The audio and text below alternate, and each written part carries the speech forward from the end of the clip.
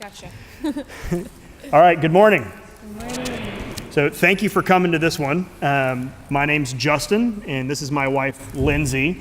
And so what we're going to do is just a brief introduction of ourselves, and then want to go through some particular ways that parents and caregivers can be helpful in helping children protect their bodies. But we want to give some statistics before we do that. But just a little bit of us.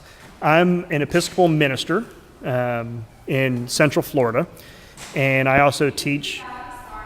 Yep. Sure. I'm happy. Yeah. I'm an Episcopal minister in Central Florida in Orlando, and I've been teaching at Reformed Theological Seminary since 2000, and teach apologetics and philosophy and systematic theology, and father of 2 young girls. And Lindsey and I have been married for 12 years.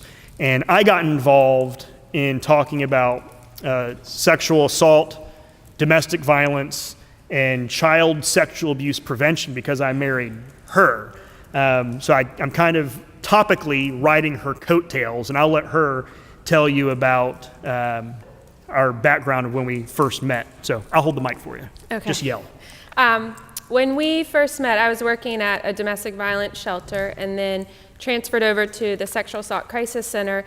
And when we were going on our dates, we were real fun. We would talk about, our days, and he would talk about what he was experiencing in the classroom and teaching, and I would ask him questions about different things I was encountering as a case manager.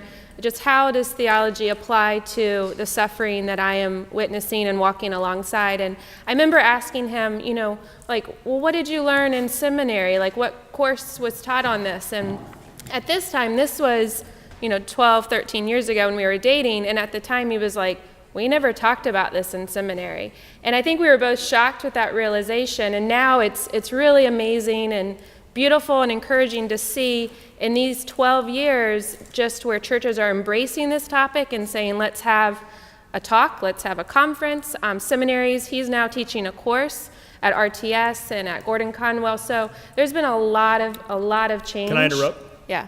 We're team teaching the class. Oh yeah, I forgot about that. I'm not doing all the heavy lifting. So that is really encouraging, and where parents are wanting to get equipped. And so when we first wrote our Rid of My Disgrace book, that was written out of the need of, I didn't have anything to give to my clients that was based on hope and healing. There's a lot of great self-help books out there, but those, as we have talked about this morning, will only carry you so far. And so we started kind of brainstorming what would we want to put in a book on our dates, and then as we got married. So we joke that we're kind of the Debbie Downer couple, but we do have fun.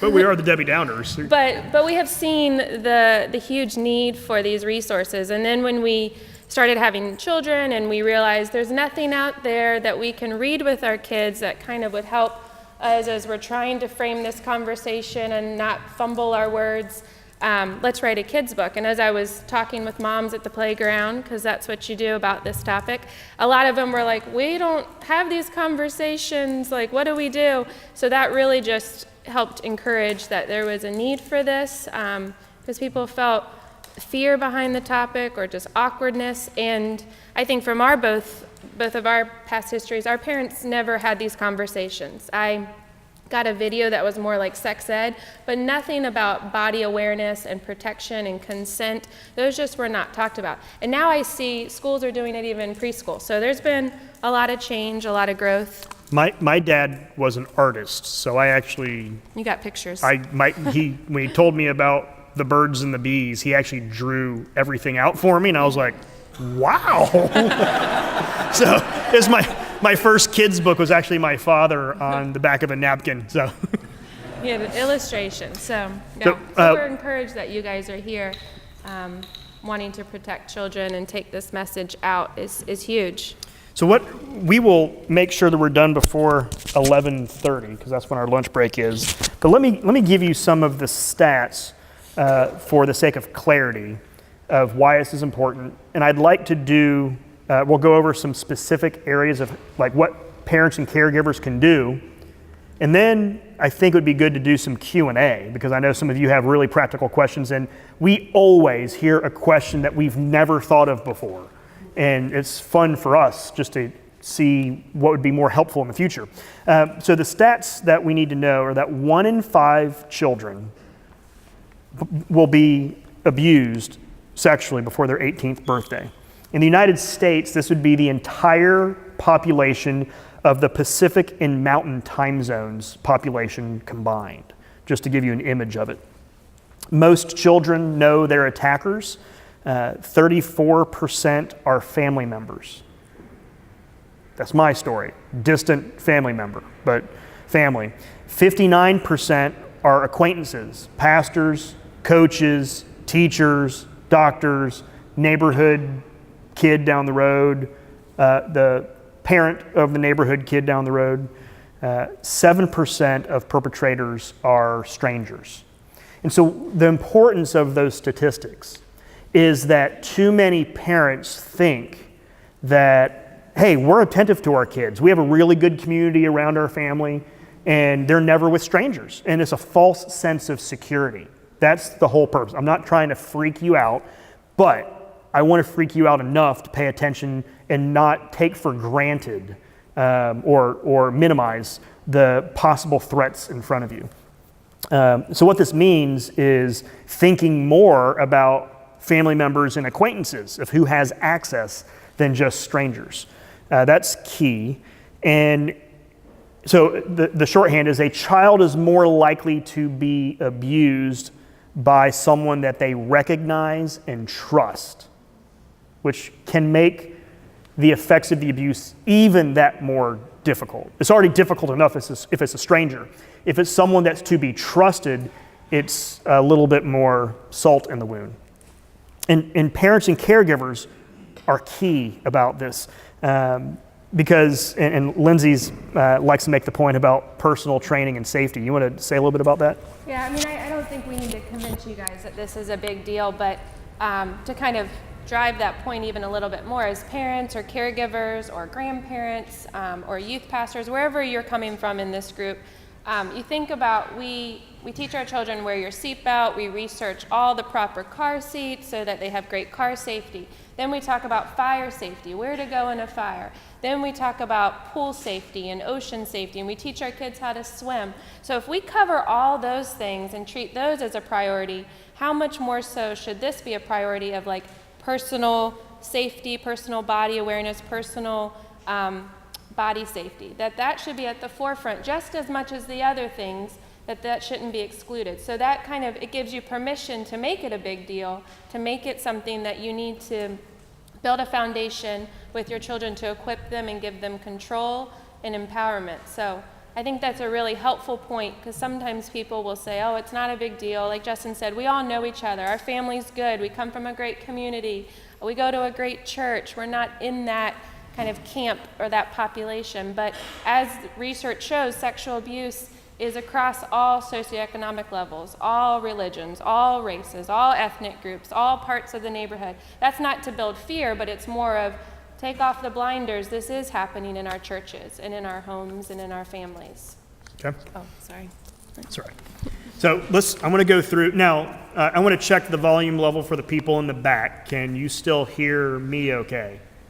How about Lindsey? Can you hear me? Good to go? Okay. Perfect. Okay, we're going to go through some practical things. We have up to 9, but we don't have to get them all. So I'll get things started, and you can dive in wherever you'd like, and then we'll open it up for Q&A. So that's our goal. The first thing that parents and caregivers can do is providing a theology of creation, meaning telling them that God made their body. Explain to the child that God made them. And it looks something along the lines of this. God made everything and called it good. He made humans and called them good. You read the creation story, and God saves the very good for humans. And so there's the doctrine of creation gives integrity to the child's body. And it's their own vision on their own body. They need to hear that given to them, that God made you in general, so there's some dignity there, but God made every part of your body. Isn't it cool how your body works? Like your brain just grows and learns things, and your fingernails and your skin heals, and your eyes connected to your brain, connected to your ears so you can see, hear, and smell. Like, isn't it amazing what God did with the body? He made every part of your body, the private parts, and everything has a function, and your body's good. Because too many children in Christian settings don't hear about the goodness of creation, the goodness of their bodies. We end up being dualists. We talk about the spirit being good, but the body's kind of a bummer and something that has all these desires that we need to watch out for, as opposed to the body's actually good. God made it, and it's neat, and it's dignified. And so giving that foundation to just God made their bodies, we get to say, and it's not just, hey, I mean, if you don't have the Christian worldview, you can still say nice things about a body, but it doesn't have the oomph of the kind of divine stamp of awesomeness. When you get to say, the creator of the universe on purpose made you and your body to do and work the way it does, kids can grab onto that image of the body, and that has significance for them, and it should. So that's one thing that's just really helpful. It's really simple, but really good. When you want to jump on another one? Well, I think I want to just go back and say all these things, like you don't have to just rush home and do all at once. Like, okay, Johnny and Sarah, we're going to sit down and have this conversation. What Justin and I have seen that works is wherever you are with your age range is just start and build a foundation. And I think that is helpful because it gives kids just a sense of one, knowledge, but also just this trust that you have, so that if something happens, if they are exposed to something, if they see something, if something makes them feel weird, at any point with anything, they're going to know, I can talk about this with mom and dad. They get it. They're knowledgeable. I'm not going to freak them out. I'm not going to make them scared, because a lot of things can be distorted by the perpetrator. And so all these things we're telling you are just to use to build a foundation, and it allows us to get one step or several steps ahead of predators who are savvy, who are very, very skillful with their manipulation. As many of you know, as you are victims sitting here, just the grooming tactics. So we're trying to build a foundation, not to run home and have like an hour-long conversation with your child. I think it's little conversations over time that are best. And before you go on to the next one, a lot of the points we're giving are knowing, that's helpful, knowing the tactics for grooming and knowing what a perpetrator will do to groom. A lot of these are defenses against those before they even get to a few steps. The average perpetrator for male children has 120 victims before they get caught. The average perpetrator for male victims, the average perpetrator for female victims has the average of 50 female victims. So what that means is that perpetrators are savvy and deceitful, conniving, impatient. The best image I can give you of a perpetrator is a lion slowly stalking prey. And I know that there's an intensity to that, and I don't want to activate for you, but that's what's happening. It's knowing when to stop. I mean, watch a lion, watch a big cat go after its kill. And they know when to stop, and they'll be patient. They'll wait a few minutes. They'll stop their breathing. They know exactly what they're doing so they can pounce. That's what perpetrators do. And so how do we as parents and caregivers be steps ahead of them? And that's what all of these are for. So you want to do? Yeah, the next one, teach proper names of private body parts. This one's huge, and it will take a perpetrator kind of, they'll be off guard a little bit if a child says, don't touch my vagina or my penis. Having that language is helpful for several reasons: for reporting, for identifying, for the child to identify what's going on to a parent or a trusted adult. It's huge. And it's just going back to the point before, like, those are the names of their body parts. We should not give them silly, what would be another word, like childish, like crazy names. If you're teaching your child, we're going to call your private part your pocketbook, well, that's really difficult. If something happens and you try and go to court or to a detective, that case will just be tossed right out the window. If a child cannot describe accurately what was touched, what did they see. Now, I'm not saying that, you have to be like explicit with like all the anatomy and everything, but just naming vagina and penis. And that's really awkward for a lot of people, I get it. So I've told friends, I'm like, just get in your car, close the door, and just say the phrases over and over a couple of times. Like, just get used to it. With the windows up. With the windows up. Just kind of, just get it very, commonplace for you so that you can discuss it without it being awkward and weird with your children. There's a really great series called God's Design for Sex. So when it's time to talk about, beyond sexual abuse prevention, when it comes to that topic, they use those terms because that is proper. Like they are, there's nothing dirty about those terms. And so you want to equip your children with that. And so if they're little, when you're changing their diaper, you can work it into the conversation of, okay, I'm going to be, wiping your bottom, I'm going to wipe around your penis, I'm going to clean you off. Like you can make it just very common so it's not this weird topic. But you also don't need to be, using it constantly of like, I see you, like, you have your underwear over your penis right now. Like, I think building that foundation, little bits, just makes it common for the child to say, like, this is my body part. Like, there's nothing weird or wrong about this. And so going back, it does help for identification. It does help predators. They want to come up with silly names to make it a toy, to make it a game. Plaything. A game, yeah. To make it a game so that it would make the child confused. This is our secret language. And I think that really is, again, another step of getting ahead of predators. Predators are skillful in identifying which children don't have adults in their lives, talking with them, checking in with them, asking them questions, encouraging them, equipping them. They know what children are not getting this language because, as Justin said, they're patient, they're watching, they're doing their research. So this is another way that you can get ahead. And going back to the creation piece, when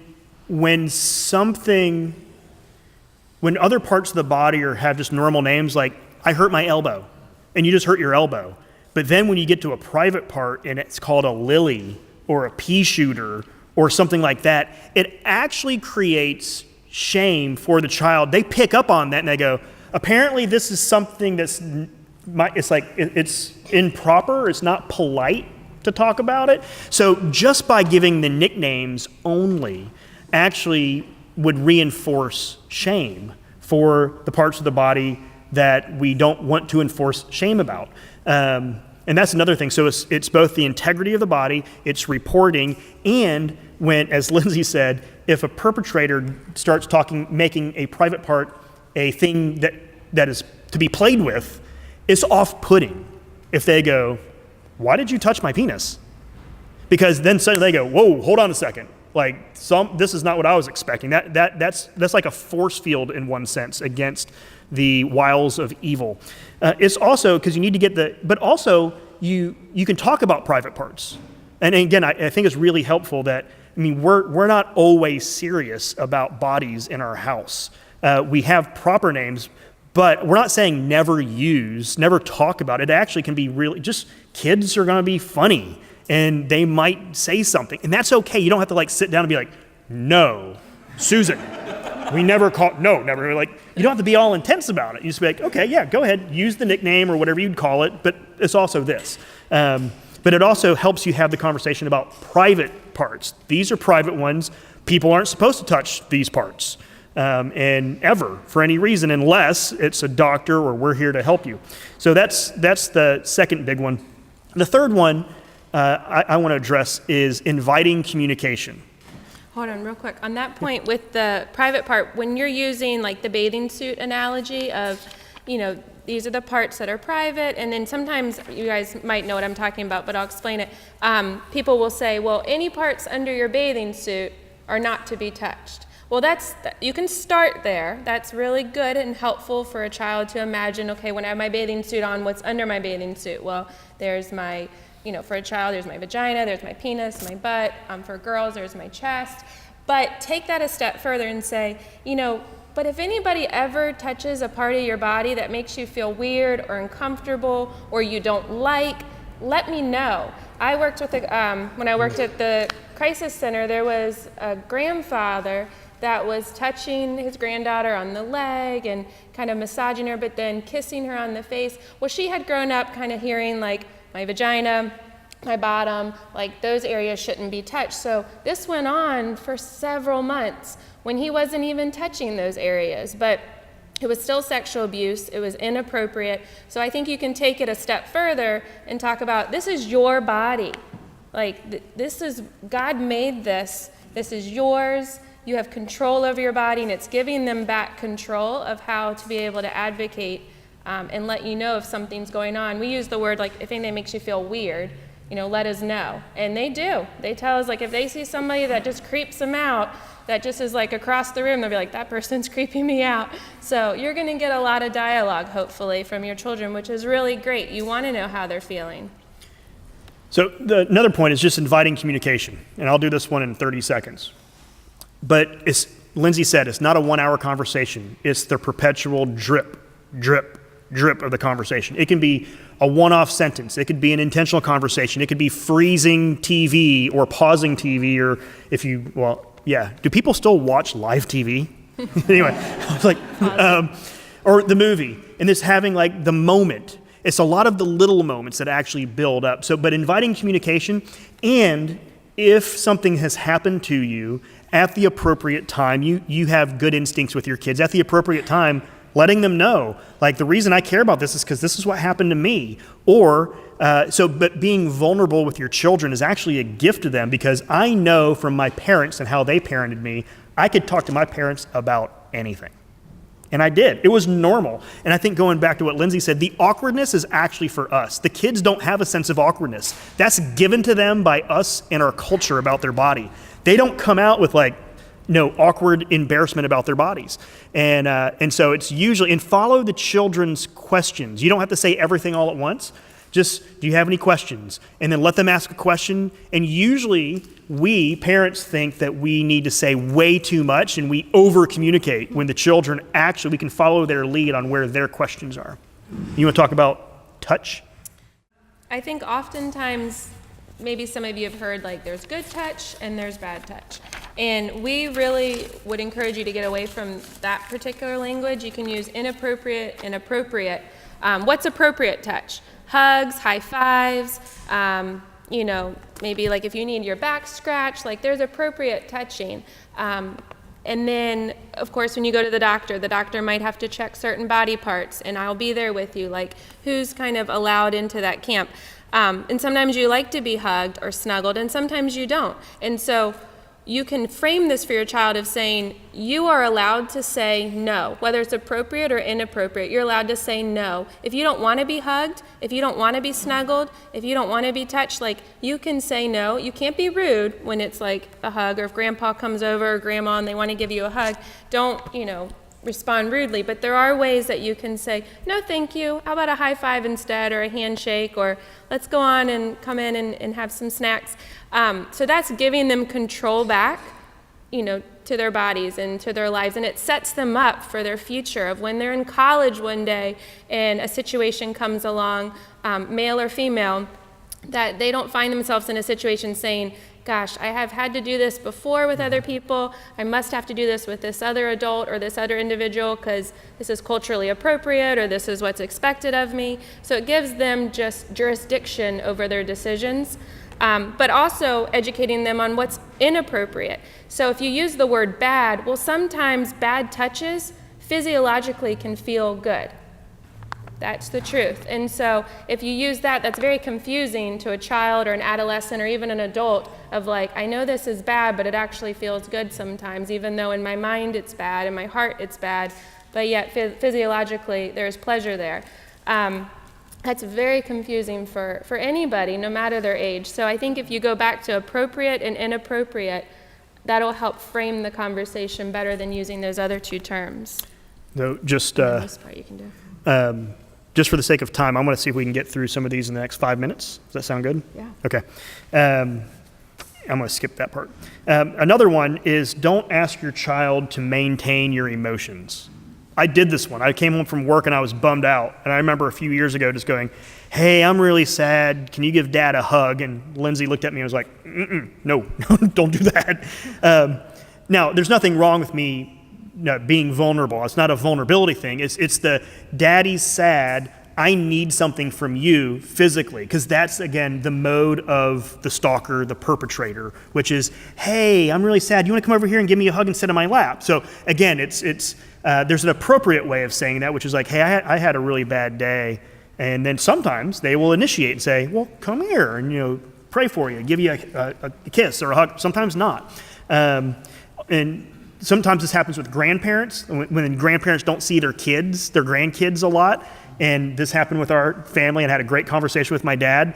He's like, hey, I'm going to leave. And, they see him every few months. It was so good being here. I'm going to leave. Can I have a hug?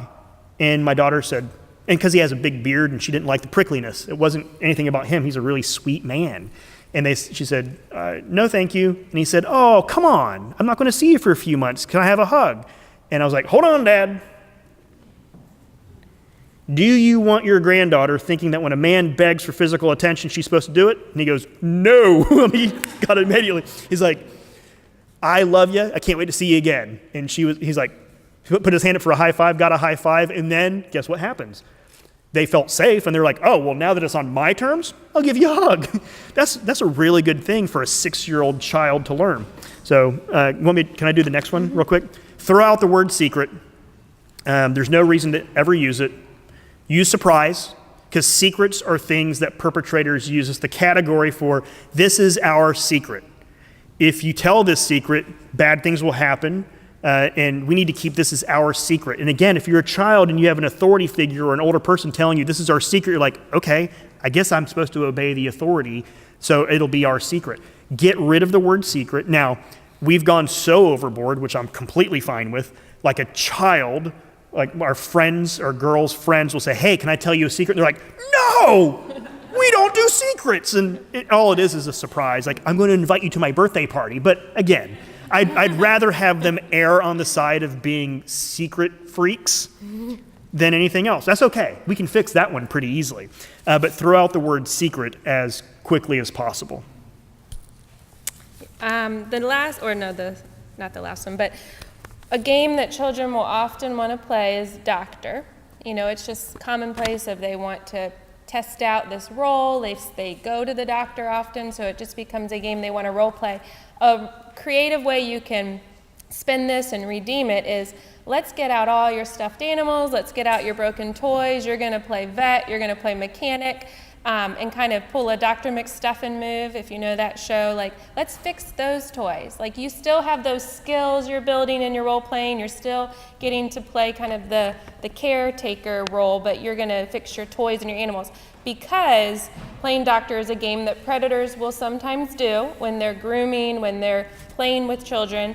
And if it's commonplace at home, if it's commonplace with their friends, then it could easily be commonplace with a predator who uses the same language, who uses them as the patient, or vice versa, the predator's the patient.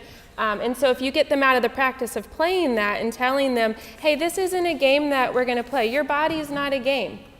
You can use your hands to play with your toys and to fix your toys and to fix your animals, but we're not going to play on your body or your siblings' bodies or your friends' bodies, because God made your body and it's strong and it's beautiful, but it's also private.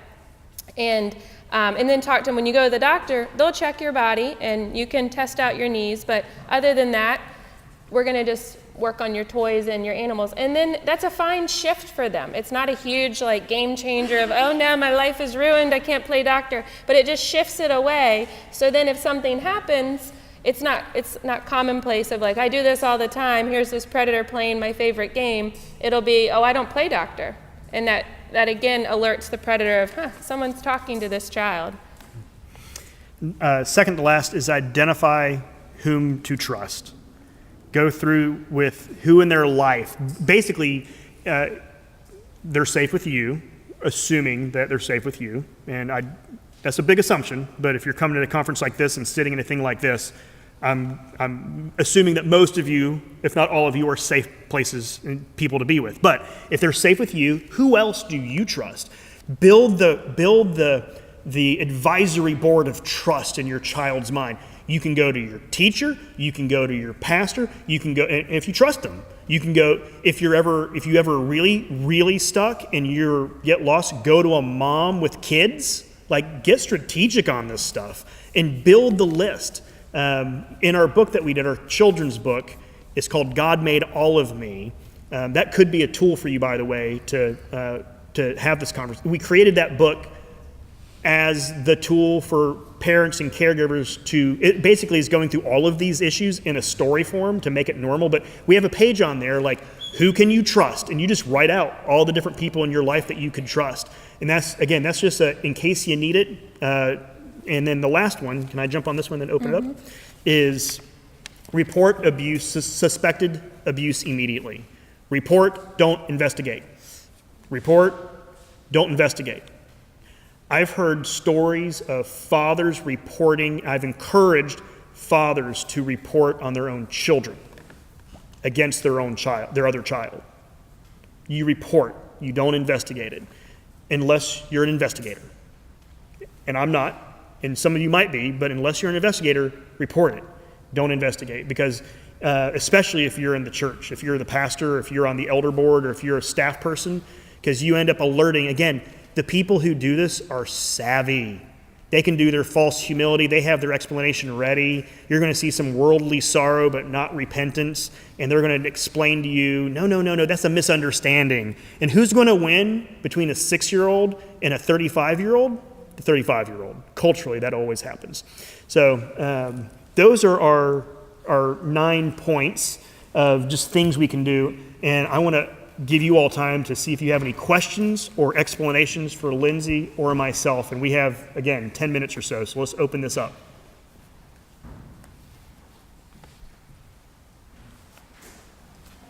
Do you have suggestions for determining, like, who you would leave your kids alone with? Like, I know some people have really strict, like, you never leave your kid alone with any man other than, grandpa, this one grandpa. Do you have suggestions? So let me repeat the question, which is, do you have any suggestions on with whom you would leave your children alone with? I'll answer, but You can start. yes. We interview our babysitters. We let our babysitters know that we will be asking the children how they feel around them. And so we set the bar pretty high with any babysitter. I would never leave my child alone with any male in general, but especially not a male 25 or younger, for any reasons. I've just seen, there's probably some really great young guys who would never do anything. I'm just not going to take the risk for any reason whatsoever. So many of the perpetrators are males. Now, again, many of them are males. I can tell you stories of female perpetrators. I know there's female perpetrators, but so many are men. And we love my sister and her husband. They're great. And he's probably one of the nicest men I know. I adore and admire this guy. But even then, I still just, they're old enough now where I trust their wisdom and all that. But early on, I probably wouldn't have. And I'm get mocked for I'm probably do a little overkill, but I'm okay with that. You have any suggestions on with whom you'd leave children alone with? Yeah, I think interviewing your babysitters, you vet them pretty heavily. But at the same time, like as I said earlier, all of this is building that foundation, that communication with your child, because nothing is going to be foolproof. Unless you just stay in your house, lock the doors, we're not going out. So you want to trust that God is going to go with your children and protect them, and then trust that your children are equipped as best as you can developmentally as they grow up, that they will be talking to you, and then you'll be checking in with them. So I think that's the best way to approach it. We're going to do our due diligence, and we're going to check these sitters out. We're going to get references. We're going to really interview them, have them come over for kind of, a trial run while we're there. And then when we leave, even our girls are 10 and 8, when we come back, if they're asleep the next morning, we'll ask them, how did such and such, how did they make you feel? Did anything happen that made you feel weird? Was anything inappropriate? And so we kind of have those conversations every time after the babysitter. Even though our babysitters are fabulous, and we have 2 girls, they're sisters, but we still are just checking in with them of like, how was your experience? And they've told us before, there was one, they're like, I don't want her coming back. Like she was, and it turned out she was strict. She made them like turn off the movie. But we give them that kind of, that ability to speak into the situation of, hey, I didn't feel like this was a good fit. So I think you can do your best work, but also, as Justin said, we would never have a young guy come over to the house, especially when they were younger. They needed a lot of help in the bathroom, when they're little.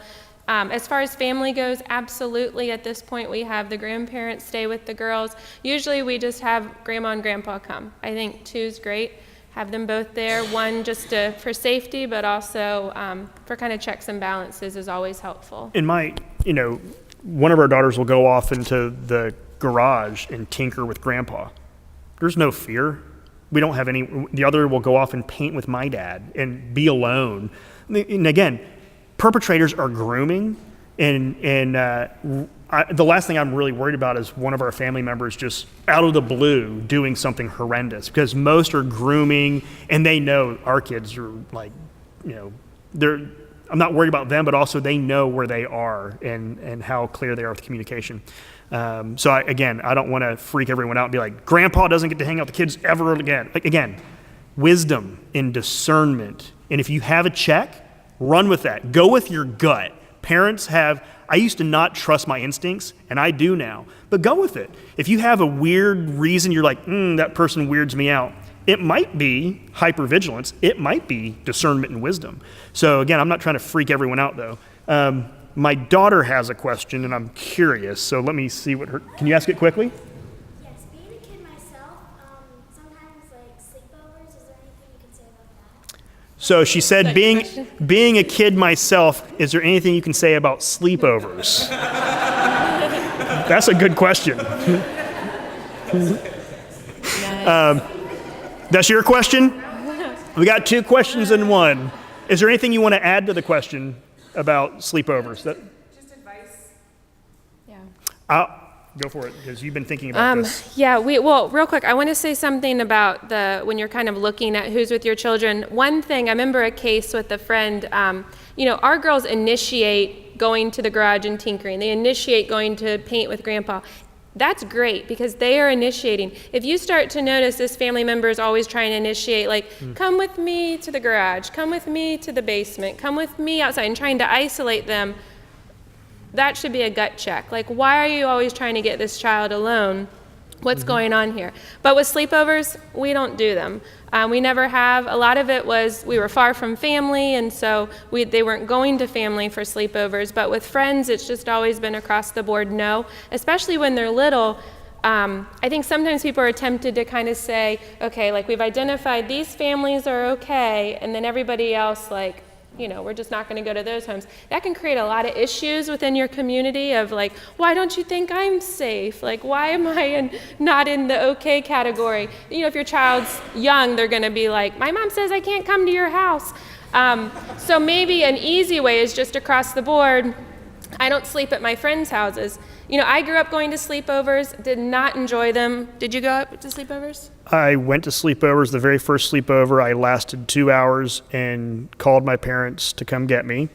But it's a strange concept. Like, I wouldn't come to your house for a sleepover or your house. Like, why do we thrust this upon our children? I understand we want our kids to participate in fun. We want them to be included in friends groups.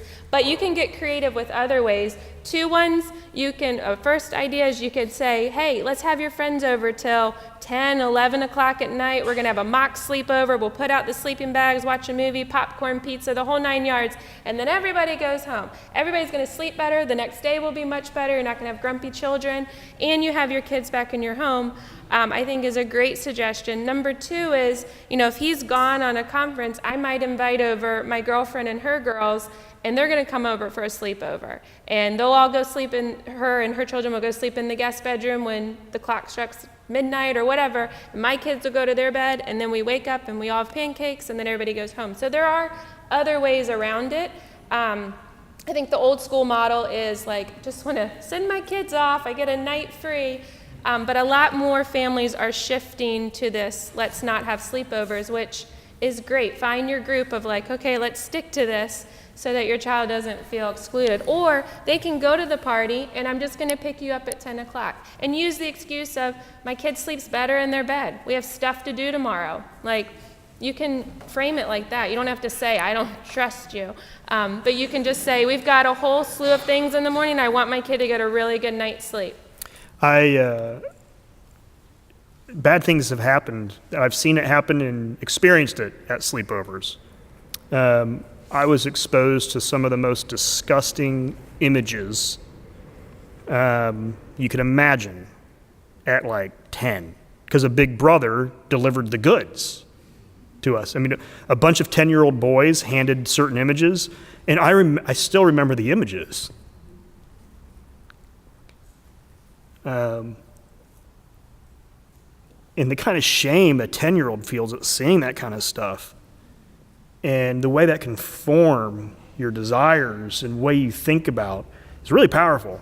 So you don't know, like, whose big brother or big sister is going to be showing up. Like, unless you have the resume on everyone in the house, I mean, just think about the possibilities. And so for me, it's the story, and I've heard the stories of the sleepovers in the 14-year-old big brother who was strategic and knew when everyone was falling asleep, and then what he does. Like, those aren't one-off stories. We now hear more and more of those stories because of the Me Too, Church Too stuff. And so just finding a way to not giving in to the cultural pressure of the sleepover culture is, you might be a weirdo, and that's okay. And you can ask questions, like when you drop them off for a play date or to hang out till 9 or 10 o'clock, ask those really weird, awkward questions of, I mean, first one, do you have a gun in the home? You know, who's going to be here? Who's going to be visiting? Who's going to be dropping in? Like, ask those questions and make that okay to ask. I think oftentimes we just want to assume that they've got it figured out, but ask those questions. You're allowed to. These are your children that you're entrusting to them for a few hours. It's okay to be awkward and to make them feel uncomfortable. I think we have time for one last question in the back. So yes. And could you address parents, maybe suggestions for parents of older kids, like teenagers, and the ministries and precautions there? Maybe how to get, I know you have younger kids, but feel any suggestions you have for us, because there's policies sometimes, kids are older and they're building relationships with their leaders and end up assaulting teenagers. It becomes difficult as a parent to really, pick up on those clues. Okay. Are you all good if we go for 3 more minutes on this one? Do you want to repeat the question? Okay. Yes. Any wisdom on advice and procedures and ways of thinking about older teenagers, specifically with regard to relationships with youth pastors and connections there, because so I have 2 basic ones to start with. Churbain has a book called How to Talk to Your Kids About Sex. He's a Christian psychologist of development, so he's going to give helpful ways of talking. I think it's called How to Talk to Your Kids About Sex. And then we also have a friend who's right to your right. His last name's Fitzpatrick, Joel Fitzpatrick, what's the name of the book? Mom, Dad, What Sex? He wrote a book about sex with his sister, right?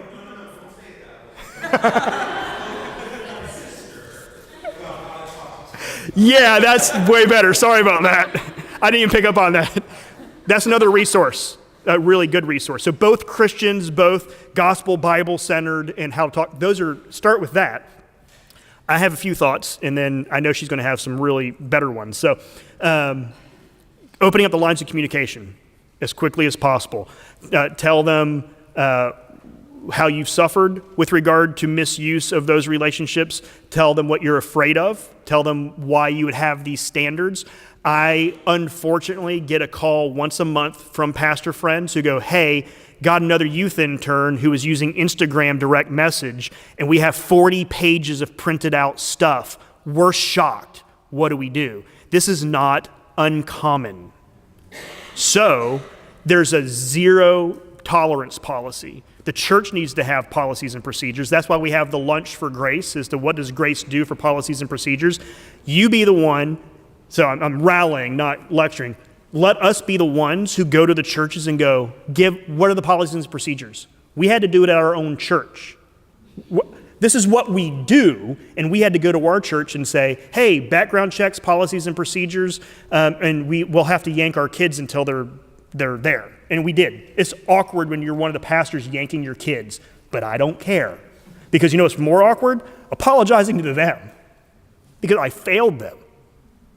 That's not awkward. That's an embarrassment and a tragedy. So let's not be the ones who, out of fear of our social standing or being the weirdos with the church, we end up not holding the line for policies and procedures. So I think having your eyes on on their social media and all of that, and Lindsey's been thinking about this, and so she has like another level of depth of different access points and stories. So can I hand it over to you? You put the pressure on. I mean, I think one thing he's talked about of, you failing your children. Some of you do have children who have been victimized, and where you can start from is apologizing to them, of saying, hey, I'm sorry I did not talk about these things with you. I'm sorry that I did not lay a foundation for you. Let's start building that foundation of what's appropriate and inappropriate. What are your rights? Let's talk about healing. Let's talk about hope. Take back all the things you're hearing from this conference and share with them, I think is a great place to start. And even if they haven't been victimized, you could say, I'm sorry I haven't talked about these things. Like, hey, you're 16-year-old. We're going to talk about your body. Like, we're going to have this conversation, I think is really helpful. It's never too late to start the conversation. And as they're age appropriate, give them case studies of, hey, this happened. Like, give them examples and walk through it with them, because it can be very confusing for a teenage girl or a teenage boy who's getting these messages via social media, via Fortnite, or these video games where you can communicate.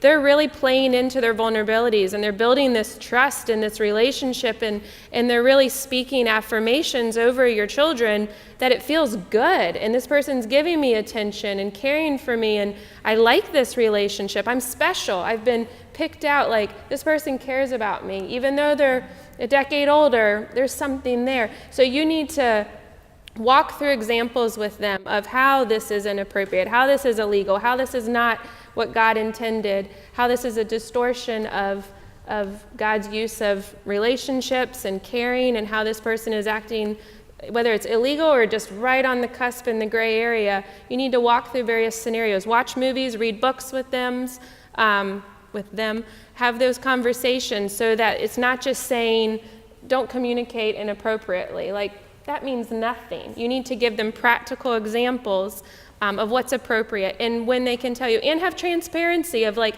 hey, I'm going to be looking at your texts. I'm going to be looking at your emails. Teach them how to text appropriately. Teach them how to send things, what's appropriate and not inappropriate, and why.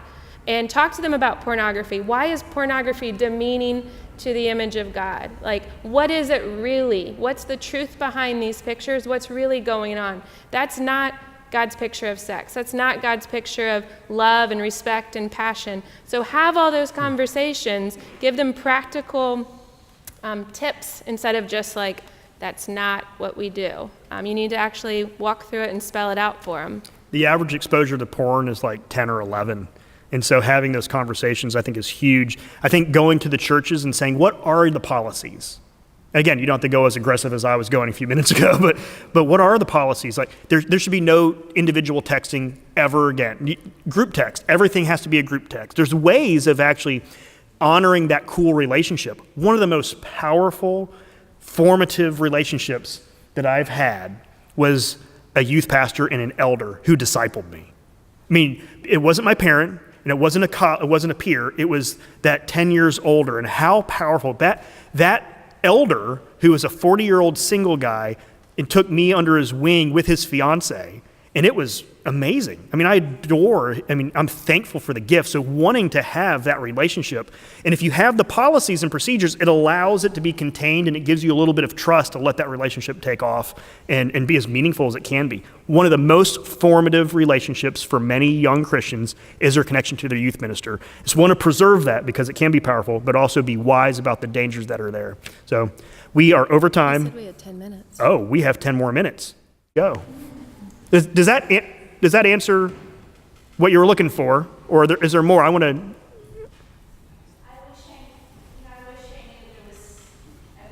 there was something more, right? You know, if I'd done everything that you said, A to Z, and she's run off and still wasn't enough.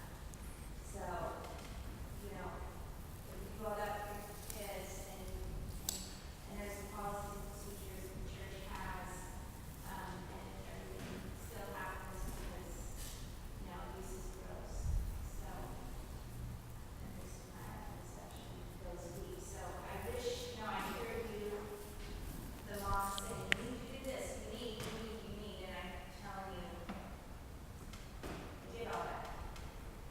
So I wish there was more. Yes, and that's, the word is, it's not foolproof. There's no guarantee. This is all the wearing your seatbelt in case you're in the accident, but sometimes the accident is life-taking. This is taking your vitamins and running your mile every day, but sometimes cancer pops up. This is saving your money, but sometimes the financial devastation takes place. This is doing everything we can to protect our children, but evil still happens. And so kudos to you for being the one who went through and did as much as you could with what God gave you and the wisdom you had. And it sounds like it's fun to tell you, and not fun, but you were responsible. It sounds like you did what you were given, and you weren't a failure as a parent. You didn't let your child down. That if you were attentive and you love them and you did the best you knew out of your love for your child, that's all you can do. I cannot guarantee their safety. I want to. I can't do it. So I kind of I feel a little bit imagining the pain that would feel like. I have no idea yet, as far as I know. But the imagining how much I love my child and letting them down because of my own awkwardness or naivete, that's one thing. Evil happening because evil has happened is a different thing. And so I don't want you to hear what we said as heaping burden and crushing you in the middle of pain, but affirmation of God loves your child more than you do. And may God be creative and sovereign and bend. This is what God does. God bends evil in a way to uses evil so good can come from it somehow. And that goes back to the story I told in there about our friend who was 21. When I asked her, I said, would you, the horrible story I said in there, would you have changed anything? And she said, it was horrible, but I couldn't imagine rewriting my story because of what I now know about God. That's not her saying, thank God he made that happen. That's a different level of depth of the goodness of God and suffering that I don't understand, okay? When she said that, I'm telling her story, not simplistically, but like, what magic is this that takes place because of the goodness and character of God? So. And you can, like you said, you put all the safety measures in place, all the protections, something happens. What is just as powerful for your role in your child's life is how you're going to respond. And so are you going to respond with belief, with listening? Those are huge for your kids if they're victimized. When they come to you and they disclose that you say just the words, I believe you.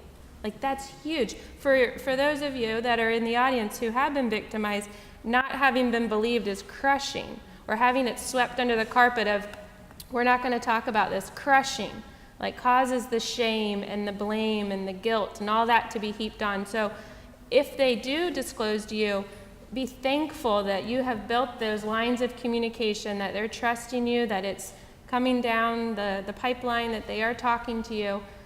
Believe them, and then say, okay, what do you need? Like, here's the options that we need to put in place. What do you need for healing? You find them the best therapist out there. You find someone who's going to be safe for them to talk to, that they feel safe with. So the response part is key. Just as if you have the car accident, you're going to respond to the car accident with care and with all the things that are necessary. And that's huge for anybody, but especially a child, for a youth, to feel that they are believed and they're cared for in their family, that this isn't just swept under the rug. We're not going to talk about this. We're not going to, ruin someone's life by making this an issue. That to them is so restorative and so healing, that they've got their parents back, that they've got their family's support, is really, really helpful right then, but also down the road. And it's not the end of their story. It is a huge part, it's a huge painful part, but the story doesn't end there. And you're not allowing just evil and darkness to take over and say, okay, we're done, we're not going to talk about this, we're going to bury it and move on to happy land. It becomes part of the conversation, and having it be something that's talked about at their pace and at their disclosure is very helpful. So if for you and for anyone else in the room, if my force of response made you feel shamed or burdened, my intent is not to stick fingers in the wounds and rub salt in it. My forcefulness is, let us not be weak in stewarding the gift of our children to motivate us to get past the cultural, especially kind of a Southern Christian platitude type of way, not for those that have loved their children well and evil still has happened. Those are different conversations, and I want to make sure. Last thing I want to do is shame parents who love their kids. That's what I'm begging that God would work in his family for. So I apologize if that hurt anyone or heaped burden on you or crushed. So I'm sorry. We did have another question. Yes.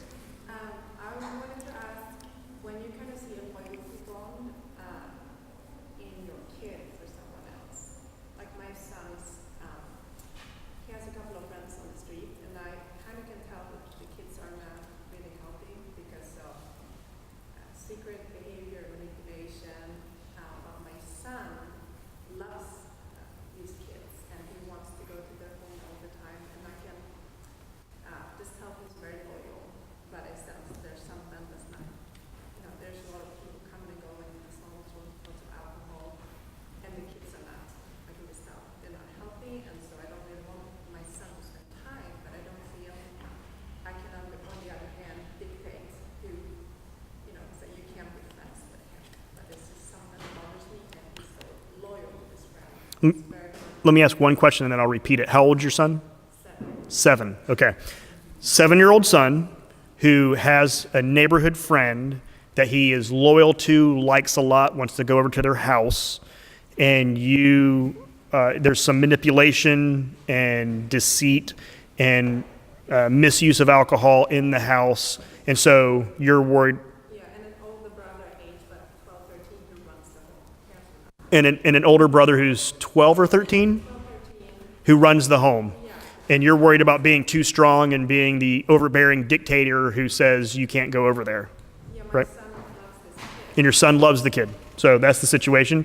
I think there's different ways to handle the parenting. My version is to be the dictating parent who would say, we're not doing that.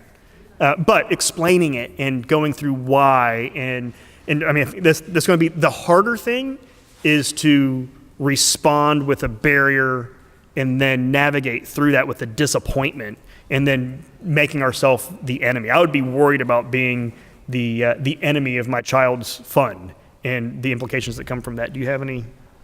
I mean, I think they're going to always be exposed to different people that we wouldn't want them to be hanging out with, but having those conversations of what do you look for in a friend, what makes a good friend, and then, okay, this person that you're playing with, are they this type of good friend? Like, kind of mapping it out with them is helpful.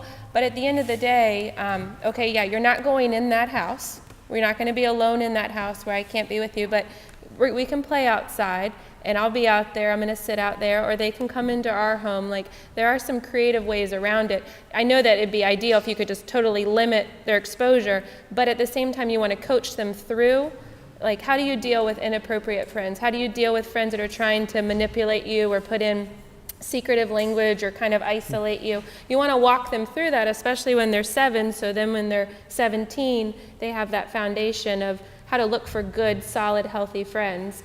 So be there, be present. I'm going to sit outside. We're going to talk about these things that you're seeing and hearing. I think would be helpful. And I think giving them an alternative of making your place the place that kids would want to go to, some type of alternative besides just no. So, throw out the word secret, but replace it with surprise. He doesn't go over there, but we can do this. That way, it's under your authority and sight. So. Thank you for your great questions. Thank you for your time, and God bless, and have a great lunch.